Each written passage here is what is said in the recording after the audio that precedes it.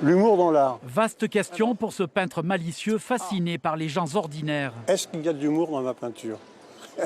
C'est à celui qui regarde de voir s'il y a de l'humour. Ce personnage, c'est une vue banale, c'est un enfant qui pique une colère dans les bras de son père. Moi, ce qui m'intéresse à partir de là, c'est de faire que ce sujet, qui est d'une banalité absolue, devienne, en tout cas je l'espère, une œuvre qui a un intérêt plastique.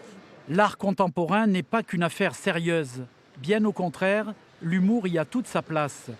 Et ce thème aux multiples facettes est illustré ici par le travail d'artistes réputés ou prometteurs.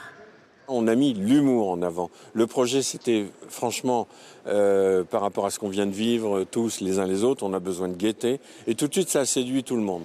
Et donc, ça a fédéré aussi des galeries. Il y a vraiment une densité de choses et qui, justement, égaye un peu cette idée qu'on peut avoir sur l'art contemporain. Retrouver de la légèreté et de la bonne humeur. C'est l'ambition affichée de cette 5e édition de la Foire méditerranéenne des arts contemporains. Une plongée du figuratif à l'abstrait, en passant par le street art, la sérigraphie ou encore le pop art.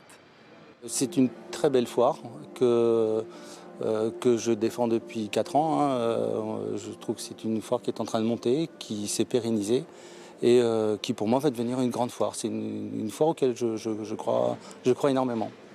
Une 60aine de galeries et exposants sont présents au parc des expositions. Les visiteurs pourront aussi assister et même participer à des ateliers de création artistique.